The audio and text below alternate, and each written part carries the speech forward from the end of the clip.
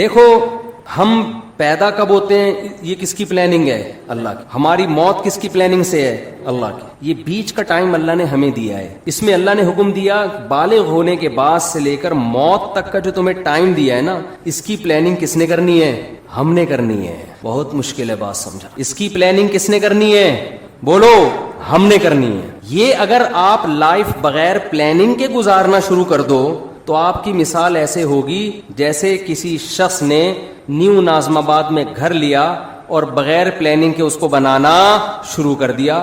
بعد میں پچھتا رہا ہے کہ جہاں واش روم بنانا تھا وہاں میں نے کچن بنا دیا، اور جہاں کچن بنانا تھا وہاں میں نے واش روم بنا دیا، اور اب اس میں چینجنگ نہیں ہو سکتی. آپ کی لائف اگر بغیر پلاننگ کے گزرے گی تو وہ برباد ہونے کے علاوہ آپ کو کچھ بھی حاصل نہیں ہوگا، اور اب یہ چینج نہیں ہو سکے گی، کیونکہ جو ٹائم گزر گیا بغیر پلاننگ کے وہ ٹائم آپ کو واپس نہیں مل سکتا.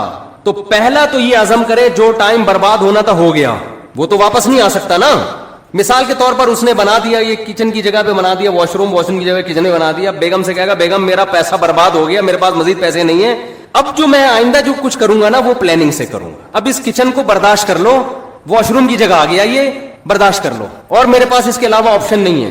لیکن آپ نے کیا کیا؟ اب جو غلط ہونا تھا ہو گیا، اس کے بعد بھی اب غلط کرتے چلے جا رہے ہیں. اب آپ کیا کر رہے ہیں کہ جو ایگزاسٹ لگا رہے ہیں ایسی جگہ جہاں کمرے کو آپ کے روم کی طرف ہوا آتی ہو. بھائی اب پلاننگ کا تقاضا یہ ہے کہ ایگزاسٹ لگاؤ ہی نہیں آپ، یا کچھ بھی کرو، لیکن یہ نہیں ہو سکتا. تو جو زندگی میری اور آپ کی بغیر پلاننگ کے گزر گئی اس پہ تو ہمارے پاس توبہ استغفار کے علاوہ اب کوئی راستہ نہیں ہے. آپ کہہ سکتے ہیں کہ مفتی صاحب آپ کو کس نے کہا کہ ہم نے زندگی پلاننگ کے بغیر گزاری ہے؟ ہم تو ماشاءاللہ اچھے گھرانے کے تھے، جب ہم بالغ ہوئے تو ہمارے والدین نے پلاننگ کی، اس بچے کو ہم نے ڈاکٹر بنانا ہے، اس بچے کو ہم نے انجینئر بنانا ہے، اس بچے کو ہم نے پائلٹ بنانا ہے، اس بچے کو ہم نے بزنس مین بنانا ہے، اس بچے کو ہم نے یہ بنانا ہے، اور الحمدللہ آج ہم وہ بن چکے ہیں. اول تو 99% لوگ ایسے بھی نہیں ہیں ہمارے معاشرے میں. 1% ایسے ہوں گے جن کے والدین نے پلاننگ کی اور انہوں نے بھی پلاننگ کر کے کچھ بن گئے. وہ 99% تو ایسے ہی چل رہے ہیں. تو خوب سمجھ لو، پلاننگ کا مطلب صرف پلاننگ نہیں ہے. کامیاب پلاننگ یہ ہوتی ہے کہ آپ کوئی بھی تعمیر کھڑی کر رہے ہیں تو اس کا مقصد پہلے آپ سامنے رکھتے ہیں، اس پرپس کو دیکھ کے جب آپ نقشہ بناتے ہیں اس نقشے کو پلاننگ کہا جائے گا. مثال کے طور پر آپ نے نیو ناظم آباد میں وائف کو خوش کرنے کے لیے پلاٹ خرید کے اس پہ گھر بنانا شروع کیا، لیکن گھر کی شکل کی جو آپ نے پلاننگ کی وہ کسی پرچون کی دکان کی لگ رہی ہے. پلاننگ سمجھ میں آ رہی ہے بات کہ نہیں آ رہی ہے؟ میرے خیال ہے تھک گئے آپ لوگ. آپ نے گھر بنایا پلاننگ سے، بیگم کہہ رہی ہے یہ کیا ہے؟ آپ کے یہ بڑا سا ہال بنا دیا میں نے، بہت بڑا. اتنا بڑا ہال بنانے کی ضرورت کیا تھی؟ باقی کمروں کی تو جگہ بچی نہیں. آپ کہہ رہے ہیں باقی کمروں کا کیا کرنا ہے، ایک ہال کافی ہے ہمارے لیے. وہ کہے گی نہیں مجھے لگتا ہے آپ نے بغیر پلاننگ کے بنایا. آپ کہتے ہیں نہیں میں نے پلاننگ کی تھی. میں نے اس کی پلاننگ کی ہے کہ اس میں اگر کہیں بھی کسی کو گودام کی ضرورت پڑتی ہے نا تو سارا مال اس کمرے میں اتارے گا وہ. تو پلاننگ تو کی ہے آپ نے یقیناً، لیکن یہ گودام کی پلاننگ ہے، یہ گھر کی پلاننگ بولو نہیں. تو میں اور آپ پلاننگ تو کر رہے ہیں فیوچر کی. اول تو بہت سے لوگ کر ہی نہیں رہے. ہمارے یہاں تو الحمدللہ کوئی پلاننگ ہوتی نہیں ہے. زیادہ تر لوگ جو پلاننگ کر رہے ہیں نا اپنی زندگی کی، ان کو یہی نہیں پتا کہ ہماری زندگی کا مقصد کیا ہے. لہذا کوئی پلاننگ کر رہا ہے میں بہت بڑا تاجر بنوں گا، کوئی پلاننگ کر رہا ہے میں بہت بڑا ڈاکٹر بنوں گا، کوئی پلاننگ کر رہا ہے میں بہت بڑا سیاستدان بنوں گا. بھائی یہ جو آپ اپنے پرپس کو سامنے رکھ کے پلاننگ کر رہے ہو نا، تو آپ کا بڑا ڈاکٹر بننے سے مقصد کیا ہے آپ کا؟ بیگم کہے گی نہیں اتنا بڑا جو گودام آپ نے بنایا، اتنا بڑا کمرہ، آپ کا مقصد کیا ہے؟ آپ کہیں میں اس میں بورے لا کے رکھوں گا گندم کے، تو سر پکڑ کے بیٹھ جائے گی نا کہ یہ نیو ناظم آباد آپ کو گودام بنانے کے لیے یہ بنایا ہے بلڈر نے. گودام کی الگ جگہ ہوتی ہے بھائی، ٹرک اڈے جاؤ، ٹرک اسٹینڈ جاؤ، وہاں گودام خریدو.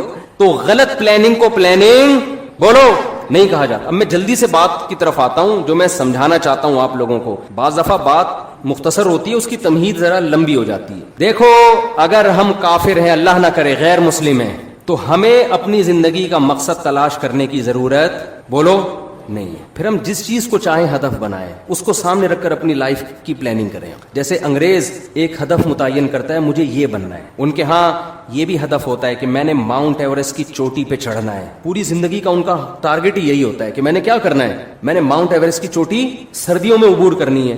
تو کئی سال وہ اسی پلاننگ کے تحت اپنی باڈی کو بناتے رہتے ہیں. یہ ان کا ہدف ہے. اگر کوئی چڑھ جائے اس پہاڑی پر, کامیاب ہو گیا, نہیں چڑھ سکے تو کیا کہتے ہیں, ناکام ہو گیا. بناتے ہیں کہ میں نے میڈیکل سائنس کی فیلڈ میں ترقی کرنی ہے, بعض کہتے ہیں میں نے بہترین سائنٹسٹ بننا ہے.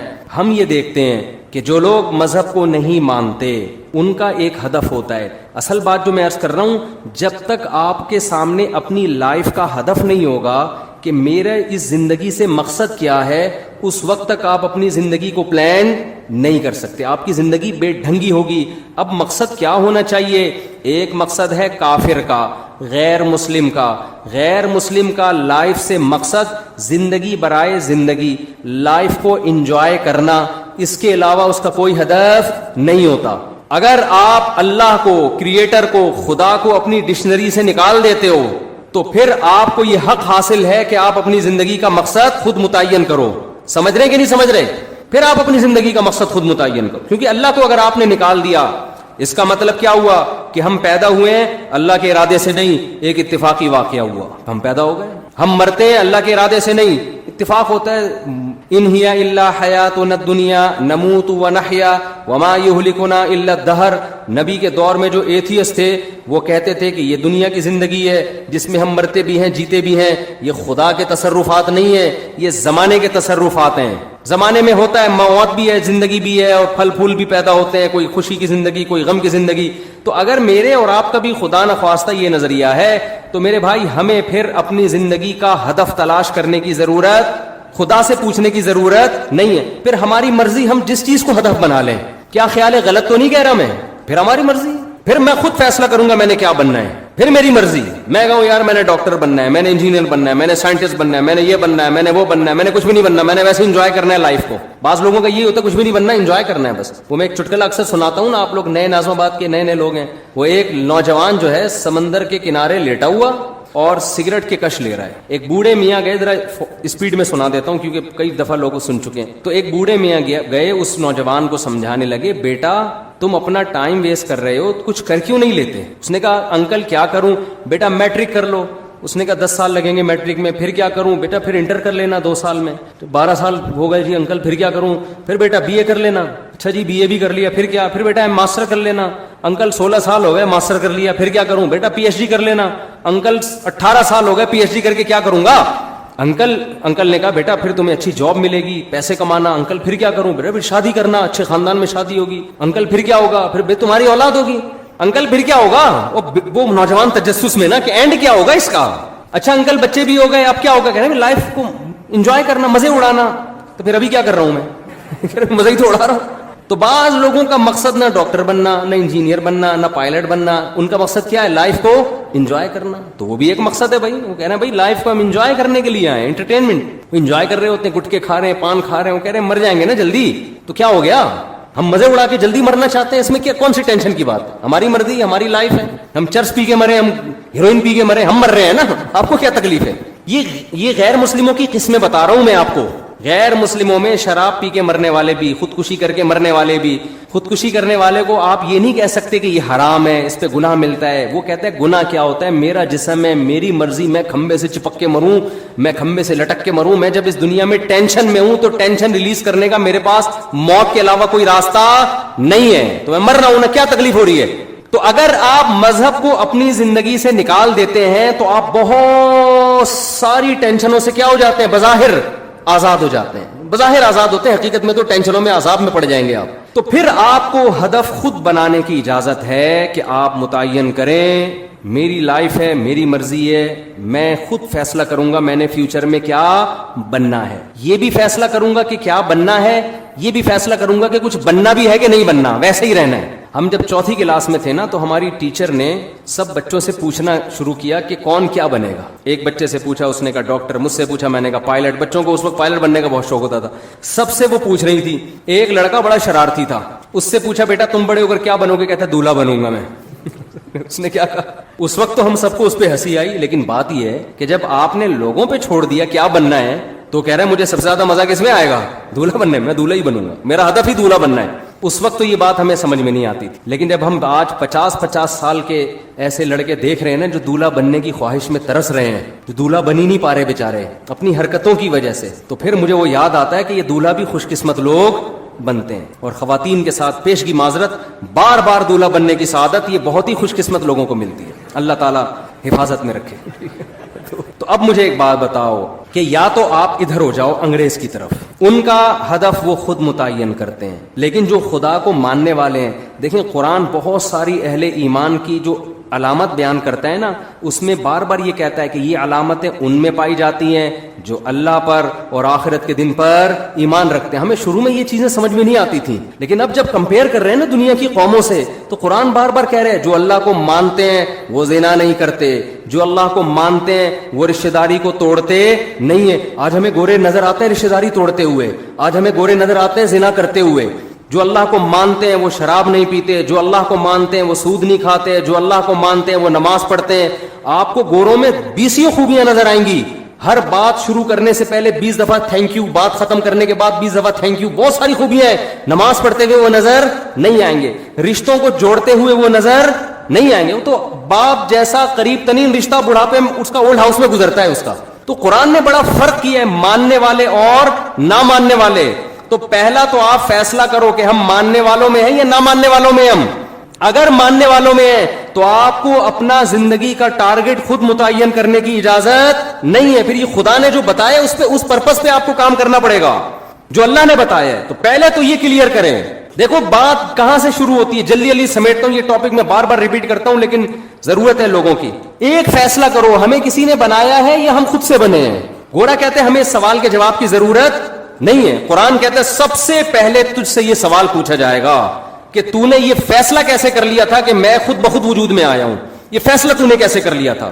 اللہ نے ہمیں آزاد نہیں چھوڑا، ہمیں اپنے رب کے وجود پر، اس کی توحید پر ایمان لانا پڑے گا، یہ آپشنل نہیں ہے۔ اگر نہیں ایمان لائے، اللہ کہتے ہیں ہمیشہ کے لیے جہنم کی آگ اور اس کے ایندھن بنا دوں گا میں تمہیں۔ اللہ کے لیے سب سے امپورٹنٹ سوال اور سب سے امپورٹنٹ نظریہ ہماری زندگی میں یہ ہے کہ ہم اس کے وجود کو تسلیم کرتے ہیں یا نہیں کرتے۔ یہ سوال سائنسدانوں کے لیے اہم نہیں ہے، یہ سوال ڈاکٹروں کے لیے اہم نہیں ہے، یہ سوال گوروں کے لیے اہم نہیں ہے۔ دیکھیں کچھ سوال کسی کے لیے اہم ہوتے ہیں، کسی کے لیے امپورٹنٹ نہیں ہوتے۔ مثال کے طور پر آپ جس گھر میں رہتے ہو، آپ کی بیوی کے لیے سب سے امپورٹنٹ چیز کیا ہے کہ آپ اس کا شوہر اس بیوی کو بیوی سمجھتا بھی ہے کہ نہیں سمجھتا؟ آپ محلے والوں کے حقوق ادا کر رہے ہو، آپ دوستوں سے اچھے طرح سے مل رہے ہو، آپ کرکٹ کے بہت اچھے کھلاڑی ہو، چوکے چھکے لگا رہے ہو، لیکن گھر میں بیوی کو آ کے کہتے ہو میں نہیں مانتا آپ کو اپنی بیوی، تو ان چھکے چوکوں اور ان قوم کی خدمت کی بیوی کی نظر میں کوئی ویلیو ہوگی؟ بولو نا۔ وہ کہے گی میری نظر میں تو 2 ٹکے کا انسان نہیں ہے، میں تیرے گھر رخصت ہو کے آئی ہوں، میرا تیرے سے رشتہ ہے، تو مجھے اپنی مان تو صحیح نا، میرے حقوق تو ادا کر۔ تو بیوی کے لیے سب سے امپورٹنٹ سوال کیا ہے شوہر کے حق میں کہ یہ شوہر مجھے اپنا مانتا ہے یا نہیں مانتا۔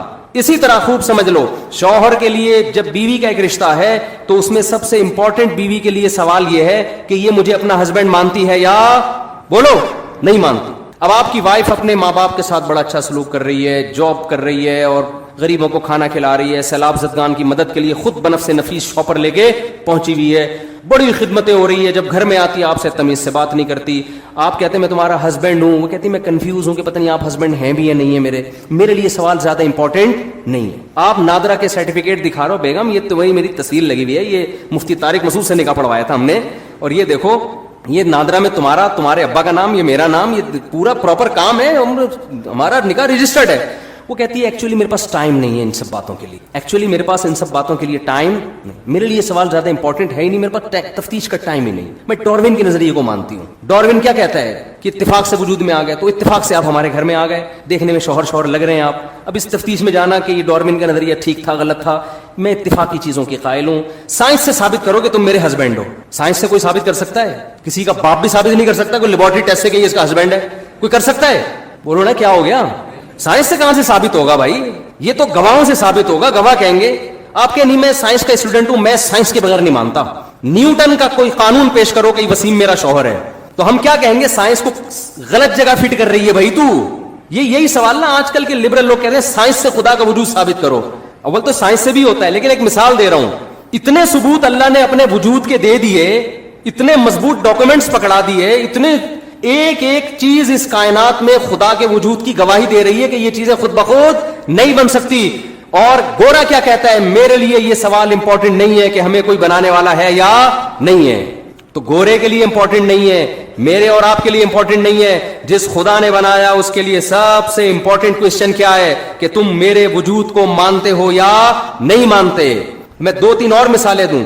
بیٹا کیا کہتا ہے, گلی محلے میں سب کی خدمتیں کر رہا ہے, سیلاب زدگان کی مدد کے لیے پہنچا ہوا ہے, بڑی زبردست تقریریں کر رہا ہے. گھر میں جب ابا کہتے ہیں بیٹا مجھے پانی پلا دے, مجھ سے گھٹنے میرے خراب ہو گئے, مجھ سے چلا نہیں جاتا, وہ کہہ رہے بھائی میں آپ کو کیوں پانی پلاؤں, ہر انسان کو اپنا کام خود کرنا چاہیے. کہیں بیٹا میں تمہارا باپ ہوں. اب وہ کنفیوز ہے, بیٹا ابا آپ یعنی آپ میرے والد ہیں, وسیم بھائی آپ میرے کیا ہیں, ابا ہی کہہ دیا تو پھر تو مسئلہ ہی ختم ہو گیا نا. تو باپ کو غصہ آئے گا, بیٹا تو مجھے باپ نہیں مانتا. بیٹا کہہ رہا ہے ابا اصل میں نے اسٹڈی اور سائنسی ترقی میں اتنا ٹائم لگایا ہے نا کہ مجھے اس سوال کے جواب کی فرصت ہی نہیں ملی کہ آپ میرے ابا ہیں یا اس تحقیق کی میرے پاس ٹائم, میں اصل میں بڑے بڑے کارنامے کر رہا ہوں. میں ابھی ایک میرا خلائی سیارہ چاند پہ پہنچنے والا ہے اور اگلا سفر میرا مریخ کی طرف, ویزا آ گیا مریخ سے میرا.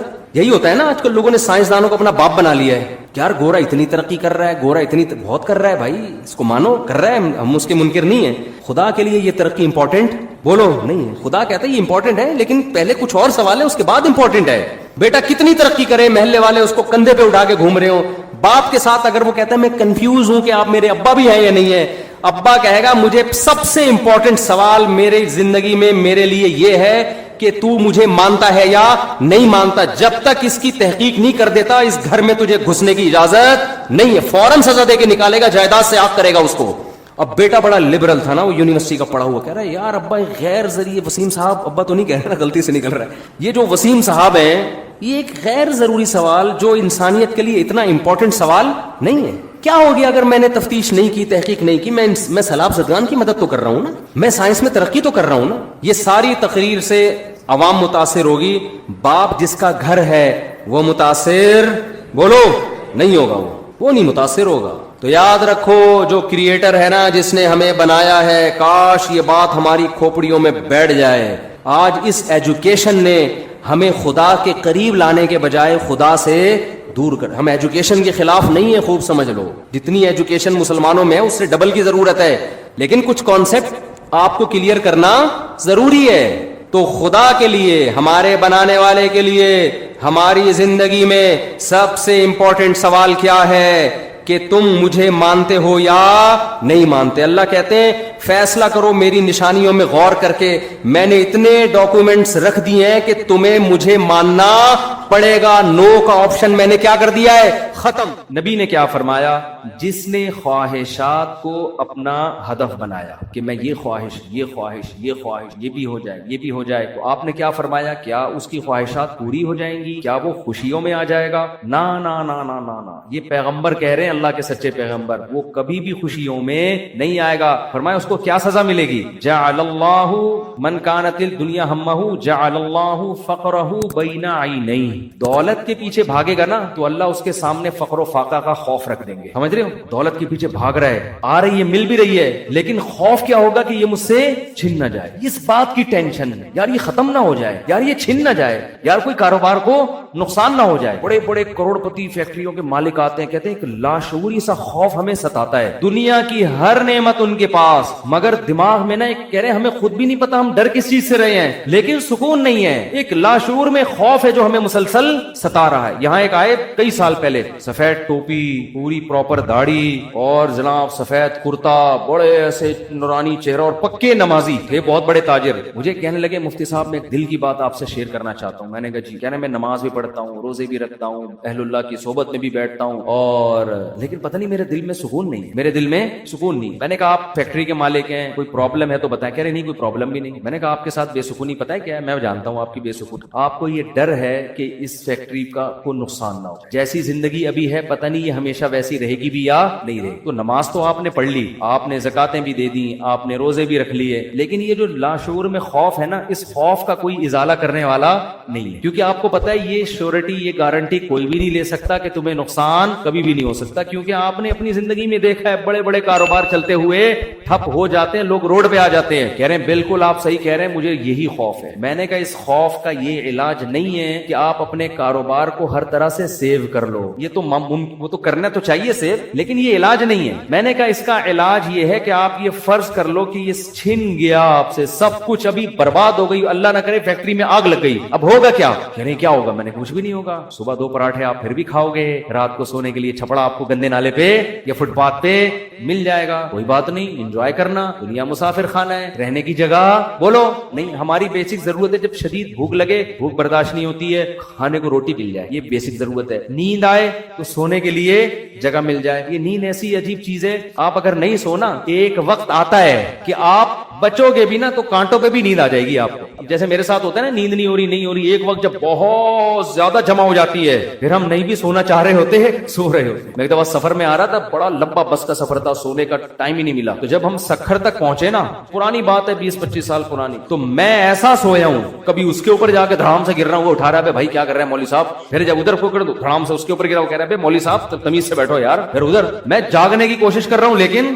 یہ اللہ کی رحمت ہے کہ جو چیز ضروری تھی وہ اللہ نے آپ کے اوپر مسلط کر دی. تو میں نے کہا نیند کا بھی کوئی ٹینشن لینے کی ضرورت نہیں ہے, سونے کی کہیں بھی جگہ نہ ہوئی نا آپ کو. اور جب گہری نیند آتی ہے نا, انسان پہ مسلط ہوتی ہے, بے شک نرم گدا نہ بھی ہو, سونے کا مزہ خاندانی آتا ہے. آدمی کہتا ہے کہیں سر ٹکانے کی, کوئی بندے سے کہتا ہے تو خالی ہاتھ یوں رکھ کے کھڑا ہو جا تھوڑی دیر کے, کہیں سر ٹکانے کی ذرا سی جگہ مل جائے, ایسا مزہ آتا ہے سونے میں. وہ جو سبزی والا جو میرے پیسے لے کے بھاگا تھا نا, وہ ٹھیلے پہ سوتا تھا رات کو, وہ رات کو ٹھیلے پہ سوتا تھا, اس کو سکون تھا نا, اس کی سکون نہیں تھا اصل میں, وہ تھک اتنا جاتا تھا نا فراڈ کر کے ادھر سے پیسے, تو رات کو آ کے اب اس کو جگہ نہیں ملی, تو میں نے کہی تو دیکھا ٹھیلے پہ سو رہا ہے. مزدور لوگوں کو دیکھ لو نا آپ, جہاں جگہ ملے سو جاتے ہیں. تو میں نے ان سے کہا کہ ٹینشن لینے کا نہیں ہے, آپ کی بیسک ضرورت نیند ہے, وہ آ جائے گی, کہیں بھی آ جائے گی, بیٹھے بیٹھے سو جاؤ گے. اور کھانے کی ضرورت, اتنا رزق اللہ انشاءاللہ آپ کو دے دے گا. اور شدید بھوک میں تو میرے بھائی دال میں بھی وہ مزہ آتا ہے جو ایک مالدار کو قورمے بریانی میں. شدید بھوک لگ رہی ہو نا,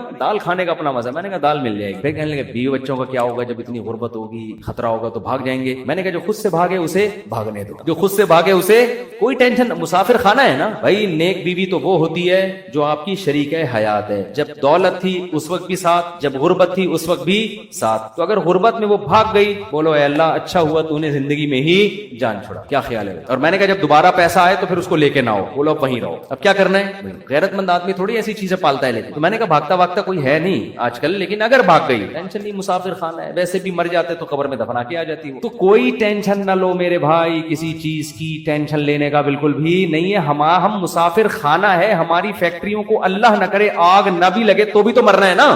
ارے فیکٹری تم نہیں مرے, فیکٹری مر گئی ہے, زیادہ اچھا ہے. اس سے بہتر کہ تم مر جاتے اور فیکٹری بچ جاتی. کوئی فرشتہ آئے اور کہے اللہ نے مجھے حکم دیا ہے اس کی فیکٹری کو آگ لگوا دو, لیکن اس کو آپشن دے دو کہ تو مرے تیری فیکٹری کو مار دیں. آدمی کہتا ہے بھائی مزدوروں سمیت مار دے اس پوری فیکٹری مجھے بچا لو. یہی ہوگا نا, مجھے بچا لو. تو ان کو تھوڑا سکون ہے. میں نے کہا آپ کا مسئلہ یہ ہے کہ آپ نماز پڑھتے ہیں, علماء کے پاس بھی بیٹھتے ہیں, مگر آپ نے دل میں دنیا کی محبت کے گٹر ابل رہے ہیں. ہمارے حضرت فرمایا کرتے تھے بہت سے لوگ ایسے ہیں, بڑی بڑی داڑیاں, تہجد گزار, اور جناب بڑے ہر بات پہ درود شریف, لیکن دل میں دنیا کی محبت کے گٹر پالے ہوئے ابل رہے ہیں. یہ ایسے جیسے اللہ کی محبت کے چشمے ابلتے ہیں نا, تو دنیا کی محبت کے چشمے نہیں ابلتے, گندگی کے گٹر ہیں جو ابلتے ہیں. کہتے ہیں ان کے دل میں گندگی نہیں ہے, گندگی کے دنیا کی محبت کی جو ایک گٹر ہے نا, گٹر, وہ گٹر ابل رہے ہیں. جس کو یہ مثال سمجھ میں نہ آتی ہو, بارشوں میں ہماری گلی کو آگے دیکھ لیا کرے گٹر کیسے ابلتے ہیں, تو وہ پتہ چل جائے گا کہ یہ ہے جو گند نکلا ہوا. اس گند کو نکالو, کیا کہا پیغمبر نے ہود علیہ السلام نے اپنی قوم سے, صالح علیہ السلام نے اپنی قوم سے, تتخذون مصانع لعلکم تخلدون, اے میری قوم تم گھر اتنے مضبوط بناتے ہو جیسے تم نے ہمیشہ رہنا ہے, اتنا پیسہ ان دیواروں میں کیوں پھونک رہے ہو؟ حالانکہ وہ حلال پیسوں سے گھر بنا رہے تھے بھائی, حرام سے تھوڑی بنا رہے تھے, حرام سے نہیں بنا رہے. پھر بھی پیغمبر اعتراض کر رہے ہیں کہ موت کو بھول گئے ہو تم, اتنا سریا بنیادوں میں ڈالا جا رہا ہے. لوگ بتا رہے تھے ہم نے یہ سریا ڈالا. میں کہتا ہوں اپنی ہڈیوں میں تو کیلشیم ہے نہیں تمہارے, پہلے اپنی ہڈیوں میں سریا ڈالو بھائی. ہڈیاں بوسیدہ ہو رہی ہیں, کھوکھلی ہو رہی ہیں, اور مکان کی مضبوطی پہ انسان فخر کر رہا ہے, تو نکالو اس گٹر کو, ویسے جھٹک دو. ہمارے حضرت ایک ذکر بتایا کرتے تھے کہ رات کو نا تنہائی میں بیٹھ کے یہ ذکر کیا کریں. یہ ذکر حدیث سے ثابت نہیں ہے, صرف ٹریننگ کے لیے ہے, ٹریننگ کے لیے, اپنی اصلاح کے لیے, اس لیے اس کو سنت سمجھنا جائز نہیں ہے. وہ ذکر کرواتے تھے, بہت سے اکابر کرواتے ہیں یہ کہ لا الہ الا اللہ. لا الہ میں کیا کرنا ہے؟ گردن یہاں لے کے جانی ہے. لا الہ کوئی معبود نہیں, یہ تصور کر رہے ہیں دل سے اللہ کے علاوہ سب چیزیں نکل رہی ہیں, نکال کے باہر پھینک رہا ہوں. اس تصور کا نا بڑا اثر پڑتا ہے دل کے اوپر. لا الہ سب نکال کے بحریہ ٹاؤن نکالو سب سے پہلے اس میں. ہاں بحریہ, آپ کو نہیں پتا بحریہ ٹاؤن کا, آپ باہر سے آئے نا. ہمارے ہاں وہ کامیاب ہے جو بحریہ ٹاؤن ہے, اور وہ ناکام ہے جو بحریہ ٹاؤن نہیں ہے. تو ہمارے ہاں جنت الفردوس میں ریاض ملک ہے جس کا بحریہ ٹاؤن. یہ جنت جو دنیا میں باتیں کرتے ہیں لوگ, اب اس کو نہیں مانتے, کہتے ہیں بھائی تیرے پلاٹ کتنے ہیں. تو لا الہ کا مطلب نکالو دل سے, کوئی نہیں ہے. جو گند بھرا ہوا ہے نا, دکان, پلاٹ, جائیدادیں, جاگیریں, جدھر دل اٹکا ہوا ہے, میرا بزنس, میرا کاروبار, میرا پلاٹ, میرا یہ سب, میرا کر کے جو میری گاڑی, یہ سب فضول چیزوں کو لا الہ میں تصور کر کے نکلو. حالانکہ اس وقت ہمارے پاس ڈھیلا بھی نہیں تھا, ہم تو خود طالب علم تھے, لیکن اب کہتے تھے نکالو دل سے. رات کو 100 دفعہ نا یہ ذکر کرواتے تھے, لا الہ, سب نکال دیا, الا اللہ. پھر الا اللہ میں چوٹ مارتے تھے دل پہ. الا اللہ صرف کون ہے؟ اللہ ہے. تو الا کل ما خل اللہ باطل, حدیث میں آتے اللہ کے علاوہ سب باطل ہے. اس کا ہم آج کی زبان میں ترجمہ کریں گے, اللہ کے علاوہ سب بکواس. سب کیا ہے؟ بکواس. اگر سب بکواس نہ ہوتا تو موسیٰ کلیم اللہ کو اللہ دنیا دیتا نا, اور فرعون کو غریب رکھتا کہ موسیٰ تو میرے ہیں تو ان کو دنیا بہت دوں گا, اور فرعون میرا دشمن ہے, اس کو کھانے پینے کے لیے روٹی, اس کی فیکٹریوں میں آگ لگاؤں گا. کیا کراؤں گا؟ فیکٹریاں تو فرعون کی چل رہی تھی, اس کے محلات کے نیچے نہریں بہ رہی تھی, اور موسیٰ کلیم اللہ کو فرعون غربت کے تانے دیتا تھا. ان کے پاس تو کچھ بھی نہیں ہے, شادی کرنے کے لیے تو 10 سال بکریاں چرائی ہیں انہوں نے. آپ شادی کرتے ہیں نا, اصل میں کیسے بھائی اتنے اچھے خاندان میں شادی ہوئی, آپ بتاتے ہیں یار ایکچولی میرا بزنس, اور وہ انہوں نے ایسا میرا اسٹیٹس دیکھا کہ خود ہی دے دی انہوں نے. اور غریب آدمی, ابے تجھے کیسے مل گئی؟ تو کیا کہہ رہا تھا یار کسی کا رکشہ ادھار لے کے گیا تھا بتانے کے لیے, وہ بیچارہ فخر کر سکتا ہے. تو فرعون یہ تانے دیتا موسیٰ علیہ السلام کو کہ ام انا خیر من ھذا الذی ھوا مہین, میرے پاس دولت ہی غریب. تو اس سے پتہ چلتا ہے اللہ کے علاوہ اس دنیا میں سب کچھ کیا ہے؟ بکواس. ہمارے نبی کچرے کے ڈھیر پہ صحابہ کے ساتھ گئے, ایک مری ہوئی بکری کا بچہ, سوری مری ہوئی بکری کا بچہ نہیں, بکری کا مرا ہوا بچہ, سمجھتے ہو, بکری کا مرا ہوا بچہ, مردار ہوتا ہے نا, بو آ رہی ہوتی ہے, پھول پھٹ رہا ہوتا ہے. آپ نے صحابہ سے فرمایا کوئی ہے جو اس کو کچھ درہم میں خریدے؟ صحابہ نے کہا یا رسول اللہ اس گند کو کون خریدے؟ آپ نے فرمایا اللہ کی نظر میں اس دنیا کی حیثیت اس سے بھی کم ہے. جو ہم اس کو لفٹ کرا رہے ہیں نا, میرا پلاٹ, میری گاڑی, چند اصل میں یہ سمجھ میں آتی نہیں ہے. آنکھ بند ہوگی تو سمجھ میں آ جائے گا یار کس چیز پہ میں نے محنت. تو دل سے دنیا کی محبت نکالو, اور یہ ذکر تنہائی میں اجتماعی نہ کرے, ایک بدعت نہ بن جائے. ہاں لاؤڈ اسپیکر کھول کے بھی مسجدوں میں ہو رہا ہے, ٹوپی ڈرامے شروع ہو جاتے ہیں, ہر چیز کو نا لوگ انٹرٹینمنٹ کا ذریعہ بنا لیتے ہیں. اب یہ ذکر میں نے بتا دیا تو اب پتہ چلا مسجدوں میں پروگرام چلے, آئیے ہمارے ہاں 3:05 پہ ذکر ہوگا, پھر ہاں ہو رونا دھونا کرنا کرانا کچھ بھی نہیں ہوتا. تو تنہائی میں بیٹھ کے اگر 100 دفعہ ایسے کر لیں, لا الہ, ہلکی آواز کے ساتھ, لا الہ الا اللہ, لا الہ الا اللہ, لا الہ الا اللہ, آپ کئی دن تک کنٹینیو کریں گے, آپ کے دل کی کیفیت بدلنا شروع. پھر آپ کو لگے گا یار لا الہ کوئی نہیں ہے, سب بکواس ہے. پھر کوئی آپ سے آ کے کہے گا نا ابے بحریہ ٹاؤن, آپ کہو گے میں تو رات کو 100 دفعہ دل سے یہ بحریہ ٹاؤن نکالا ہے میں نے, کس بحریہ ٹاؤن کی بات کر رہا ہے؟ دنیا رکھو ضرور, ایسا نہ ہو کہ پلاٹ ہی بیچنے صبح اٹھ کے. 3 پلاٹ تھے بحریہ ٹاؤن میں بچوں کے لیے رکھے ہوئے تھے, لا الہ الا بحریہ ٹاؤن نکال کے صبح کا اٹھا کے دے دو کسی کو, بس اتنا کریں جتنا افورڈ کر سکتے ہیں. تو ہمارے نبی نے تو رکھا ہی نہیں نا, لیکن ہمیں حکم ہے, ہم کمزور لوگ ہیں, رکھ لو. اگر اللہ نے وسائل دیے, دل نہ لگاؤ. دل لگانے کا کیا مطلب ہے؟ فیکٹری اس لڑکے نے رکھی تھی مگر دل میں بھی رکھی ہوئی تھی. تو میں نے کہا دل سے فیکٹری کو کیا کرو, نکال دو. جب نکالو گے تو کیا ہوگا؟ دل میں محبت ہے یا نہیں ہے, اس کی علامت ہے چھوٹ جانے پہ نقصان کتنا ہوتا ہے. دیکھو بہت سے لوگ اپنی بیوی سے کہتے ہیں میں تم سے بہت محبت کرتا ہوں, پتا چلے گا مرنے پہ نقصان کتنا ہو, افسوس کتنا ہو رہا ہے. آپ رہتے تو سبھی میاں بیوی اکٹھے ہی ہے نا, کیا خیال ہے؟ صبح وہ ناشتہ بنا کے دے گی، آپ کھا لو گے، آپ کے بچوں کو سب محبت سے ہنسی خوشی زندگی گزر رہی ہے. اس سے تھوڑی پتہ چلتا ہے کہ آپ کو اس سے محبت بھی ہے یا نہیں ہے. اگر وہ مر جائے، اس کو کینسر ہو جائے، آپ کے دل میں آئے کہ چلو یار بازنا اوپر سے ڈاکٹر صاحب بہت ٹینشن میں، اندر اندر سے یار خود سے جا رہی ہے، جانے دو. جیسے ایک 2 نمبر مولوی صاحب تھے بدعتی، وہ تقریر کرتے تھے چوری حرام چوری حرام چوری حرام. ایک دن ان کے گھر میں کھانا نہیں، ان کی بیوی نے کہا کیا کروں بھائی؟ انہوں نے کہا پڑوسی کی مرغی چوری کرو. انہوں نے کہا بھائی پڑوسیوں کے آپ تو خود چوری کے خلاف بیان کرتے ہیں. اس نے کہا بھائی ہم شوربے سے لگا کے کھا لیں گے بوٹیاں، چوری کی تو بوٹیاں ہوں گی نا، بوٹیاں نہیں کھائیں گے ہم. اب ان کی بیگم نے سالن پکایا اور دیگچی کو انڈیلنے لگی تاکہ شوربہ آئے، اور بوٹیوں کو چمچ سے پیچھے کرنے لگی. یہ کہتے ہیں بھائی جو خود سے آئے آنے دو، چوری تو وہ ہے نا ہم کھا رہے ہیں، ہم تھوڑی کھا رہے ہیں، خود ہی آ رہی. کشش ثقل گریوٹی کی وجہ سے آ رہی ہے یہ سب. تو بعض لوگ بیوی سے اتنے بیزار ہوتے ہیں، علاج بھی کر رہے ہیں ذمہ داری سمجھ کے، لیکن دل میں یہ ہوتا ہے اگر خود سے مر رہی ہے نا، اللہ تو سمجھتا تو ہے نا میں کیا کہنا چاہتا ہوں، تو ساتھ رکھنا. اس سے نہیں پتا چلتا کہ آپ کو اس سے محبت ہے یا نہیں ہے. لوگ رہ لیتے ہیں، پیسہ بھی رکھ لیتے ہیں، محبت کا اس سے پتا چلتا ہے چھوٹ جانے پہ غم کتنا ہوتا ہے. گاڑی رکھیں، بنگلہ رکھیں، چھوٹ جانے کے لیے تیار رہیں، چھوٹ گئی تو کوئی مسئلہ نہیں ہے. تو میں نے ان صاحب کو کہا کہ یہ فیکٹری میں ابھی سے فرض کر لو آگ لگ گئی ہے اور سب برباد ہو گیا، اب آپ دھوتی بنیان میں گھوم رہے ہو تو کیا ہوگا؟ تو میں نے کہا وہ بھی سے فرض کر لو. میں نے کہا یار بڑا سکون ملا ہے. تو میں نے کہا یہ سکون آپ کا پھر ختم ہو جائے گا، پھر فیکٹری تو نکالو اس کو دل سے. اور دل سے دنیا نکالنے کا ایک بہت بہترین طریقہ ہے صدقہ کیا کرو. جب روکڑا خرچ کرتا ہے نا دل کھینچتا ہے. ہم جو صدقہ کرتے ہیں نا اس میں ٹینشن نہیں ہوتی ہمیں. اتنا کرو جس سے تھوڑی سی تکلیف ہو کہ کیا کر دیا یار، کیا کر رہا ہوں. حدیث میں آتا ہے بہترین صدقہ وہ ہے کہ جب تم کرو تو تمہیں ڈر ہو کہ غریب نہ ہو جاؤں. تأمل الغنا وتخشى الفقر، اور نہ کرنے میں امید ہو کہ بڑا پیسہ بنا لوں گا. اس کنڈیشن میں جب کرو گے نا تو یہ سب سے بہترین صدقہ ہے. صدقہ کیا کرو، دے دیا کرو یار. یہ ہمارے حضرت فرماتے تھے ایک آدمی دکان سے اتنی محبت ہو گئی اس کو، ایک دن اس نے کہا کہ مجھے اتنا دکان میں دل اٹک گیا، ایک دن میں دکان بند کر کے بیٹھ گیا. میں نے کہا بھاڑ میں جائے، اپنی اصلاح کے لیے نا کوئی بات نہیں، نقصان کرو یار اپنا، ہر وقت دکان دکان دکان ایسی کی تیسی تالا لگا کے گھر بیٹھ گیا کہ جب نارمل کنڈیشن میں ہوں گا پھر آؤں گا. جیسے کسی کو عشق ہو جائے نا کسی سے، اب مل تو رہی نہیں ہے وہ، تو عشق میں وہ پاگل ہونا شروع ہوتا ہے. تو بے وقوف لوگ کیا کرتے ہیں، ہر وقت اس کی یاد دماغ میں، ہر وقت اس کو دیکھ رہے ہیں، اس کی تصویریں دیکھ رہے ہیں، پرانے میسج پڑھ رہے ہیں، سوچ رہے ہیں. بے وقوف یہ کرتے ہیں. عقل مند کیا کرتا ہے،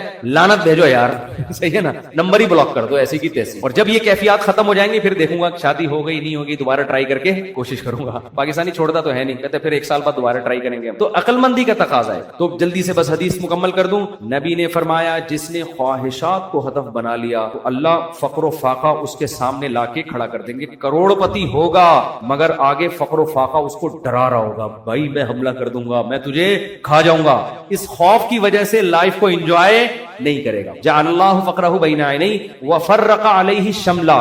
دوسری سزا دنیا میں اس کو یہ ملے گی کہ اس کی فکروں کو بکھیر دیں گے اللہ تعالیٰ. اتنے مسائل ہوں گے کہ میرا یہ صرف ایک پیسہ مسئلہ نہیں ہوگا، یار یہ کام بھی ہو جائے، یار یہ بھی ہو جائے، یار یہ بھی ہو جائے، یار فلاں سے تعلقات بھی ٹھیک ہو جائیں، یا لوگ میری مخالفت کرنے وہ بھی چھوڑ دیں، یار وہ فلانا. یعنی وہ اتنے انڈے بچے ہوں گے کہ سارے انڈوں سے چوزے نکلیں، اس کی یہ خواہش ہوگی. حالانکہ کبھی مرغی کے سارے انڈوں سے چوزے نکلتے ہیں، 2-4 تو خراب ہو جاتے ہیں نا. تو فرقہ یہ اور عجیب ٹینشن، سکون نہیں ہوگا. یہ بھی اس کی فکریں اللہ کیا کر دے گا، اس کے سامنے بکھیر دے گا. یہ بالکل ایسے ہے جیسے بہت ساری ٹینشنیں اگر ایک پوٹلے میں ہو نا، انسان کہتا ہے اٹھا کے پوٹلا پھینک دو ختم، اور وہ پوٹلا کھل کے بکھر جائے. ایک ٹینشن وہ ہے، ایک ٹینشن وہ ہے، ایک ٹینشن وہ. اس کو کمبخت کو سمجھ میں ہی نہیں آئے گا ان ٹینشنوں سے میں جان چھڑانا شروع کون سی والی ٹینشن سے کروں، میں کون سی والی ٹینشن کو میں پہلے پھینکوں. پھر اتنی بکھری ہوئی ہوں گی اس میں ڈوبا ہوا ہوگا وہ. اور آگے آپ نے فرمایا وَلَمْ يَأْتِهِ مِنَ الدُّنْيَا إِلَّا مَا قُدِّرَ لَهُ. یہ سارے کام دنیا کے لیے کر رہا تھا نا، وہ 2 بکھیڑے پال لیے اس نے، دنیا کے لیے سب کچھ کر رہا تھا. اور اس کی 2 سزائیں تو اللہ فوراً دے دے گا، فقر و فاقے کا خوف اور ٹینشنوں کو بکھیر دے گا. یہ 2 ٹینشنیں تو چلو ہم کہتے ہیں یار دنیا مل جاتی تو چلو یہ ٹینشنیں بھی قبول ہیں. اللہ کہتے ہیں ملے گی اتنی جتنی مقدر ہے. نبی نے فرمایا ملے گی اتنی نہیں جتنی اس کی چاہت ہے، اتنی جتنی اللہ نے لکھی ہوئی ہے. اگر یہ زیادہ کی کوشش کرے گا تو ہو سکتا ہے دھیلا بھی نہ ملے اور ہو سکتا ہے ڈبل مل جائے. تو یہ بھی اس کی چاہت پہ نہیں ہے. یہ کس کی چاہت پہ ہے؟ اللہ کی. تو یقینی پھر بھی نہیں ہے وہ. پھر میں چٹکلا سنا دوں نا، یقینی پھر بھی نہیں ہے. ایک آدمی کو بیوی اچھی نہیں لگتی تھی، بیچاری نے ہر طرح سے کوشش کر لی کہ میں اپنے میاں کو اچھی لگوں، اچھی پھر بھی نہیں لگ رہی اس کو. ایک دن وہ بڑی خوبصورت لپسٹک اور خوبصورت زیور اور خوبصورت ساڑی اور بڑا خوبصورت لباس، ہر چیز بڑی VIP پہن کے آ گئی. اب یہ بیوی کی تعریف کر رہے ہیں، یار کیا خوبصورت چوڑیاں پہنی ہوئی ہیں. کہہ رہی تھینک یو، آپ آپ کا بہت شکریہ, کیا خوبصورت ساڑی, وہ لڈو پھوٹ رہے ہیں کہ آج تو میرا میاں بڑا خوش ہے, بہت اچھا ماشاءاللہ ڈریس آپ نے, کیا خوبصورت لپسٹک, ایک ایک چیز کی تعریف کر کے کہتے ہیں اچھی پھر بھی نہیں لگے, اتنا کچھ اچھا پہنا ہوا ہے مگر تو پھر بھی اچھی نہیں لگ رہی. یہ مطلب ہے اس حدیث کا کہ اتنی ٹینشنیں اٹھانے کے بعد ہو سکتا ہے دنیا ملے پھر بھی نہیں, وہیں کا وہیں کھڑا رہے جہاں سے چلا تھا. اور اس کے مقابلے میں آپ نے فرمایا من کانت الآخرۃ ہمہ, جس نے اس دنیا کو پسے پش ڈال کے کہا میرا ہدف آخرت, یہ دنیا اصل ہدف ہے ہی نہیں, ملے ٹھیک ہے, نہیں ملے ایسی کی تیسی, یہ ایسی کی تیسی یاد رکھ لیں, ملے ٹھیک ہے بحریہ ٹاؤن میں پلاٹ مل گیا ٹھیک ہے, نہیں تو گندے نالے پہ لے لیں گے, مل گیا ٹھیک ہے, نہیں تو ریڈی لگا لیں گے, مل گیا ٹھیک ہے, نہیں تو ویسے ہی بیٹھ جائیں گے, ٹھیک ہے نا. یہ جس کا یہ خوف, اور اصل کیا ہے آخرت, مجھ سے گناہ نہ ہو جائے کوئی, اگر ہو جائے تو جلدی سے توبہ کر کے اللہ کو مناؤں. آپ نے فرمایا جس نے آخرت کو ہدف بنا لیا, جنت تو بعد میں ملے گی, کچھ انعامات دنیا میں ملنا شروع ہو جائیں گے. پہلا انعام جعل اللہ شملہ جمع لہ من کانت الآخرۃ ہمہ جعل اللہ غناہ فی قلبی, اس کو فقر و فاقہ کا خوف تھا نا, فرمایا اس کے دل میں اللہ غنا, اس کے دل کو مالدار بنا دے گا, اس کو ایسا لگے گا یار اتنی میری ضرورت نہیں ہے, اللہ نے رزق کی بالٹیاں میرے اوپر انڈیل دی ہیں, میری ضرورت صبح 2 روٹی کی ہے اور روٹی کے بجائے اللہ پراٹھے کھلا رہا ہے. عجیب بات ہے یا نہیں ہے, میری ضرورت تھی صرف چائے پراٹھا مل جائے اور اللہ مجھے انڈے بھی کھلا رہا ہے. نہیں یار یہ سمجھ میں تو رہنے دو, بس یہ آخری ہے, آپ لوگ بھی بہت تھک گئے ہوگے نا. میری ضرورت تھی کہ میں کسی طرح بس روٹی اور پانی مل جائے, نوالا حلق میں اتار لوں, کیونکہ مسافر کھانا ہے نا. ارے بس میں سفر کر رہے ہو, ٹرین میں سفر کر رہے ہو, شدید بھوک لگ رہی, آدمی کہتا ہے یار 2 نوالے کہیں اسٹیشن سے خرید کے لے آگے پھپھو کا گھر آنے والا ہے پشاور میں, چاچو کا گھر آنے والا ہے, تو مزے ہی مزے بکرے رکھے ہوئے وہاں پہ, سفر کی ٹینشن تھوڑی لے گا, پھر کیوں لے گا ٹینشن. وہ لوگ کہتے ہیں یہ سیٹ سفر میں تجھے جو ہے نا ٹرین میں بڑی بہترین سیٹ ملی لیکن تیری نہیں ہے, یہ تجھے چھوڑنی پڑے گی. آدمی کا تو کیا مسئلہ ہے یار, میری ہو وسیم بھائی کی ہو, مجھے تو بیٹھنے سے مطلب ہے. تو کہتا ہے گھر میرا ذاتی ہو یا کرائے پر ہو, رہنے سے مطلب ہے. بنایا وسیم بھائی نے کروڑوں روپے کا, 20-25 ہزار کرایہ دے کے میں رہ رہا ہوں, لائف کو انجوائے میں کر رہا ہوں. بیوقوف وہ ہے جس نے بنایا. سمجھ میں آ رہی ہے کہ نہیں آ رہی یار. تمہارے پاس اپنی گاڑی نہیں, تم نے ٹیکسیوں میں جاتے, کوئی بات نہیں یار, ٹیکسی خریدی اس نے, میں 500 روپے دے کے سفر میں کر رہا ہوں. تو میری ضرورت تو نہیں تھی, لوگوں تو پیدل سفر کیے ہیں اتنے لمبے لمبے. موسیٰ علیہ السلام تو مصر سے مدین پیدل گئے ہیں, اور ہم یہاں سے صدر پیدل نہیں جا سکتے, تو ہماری ضرورت تھوڑی ہے.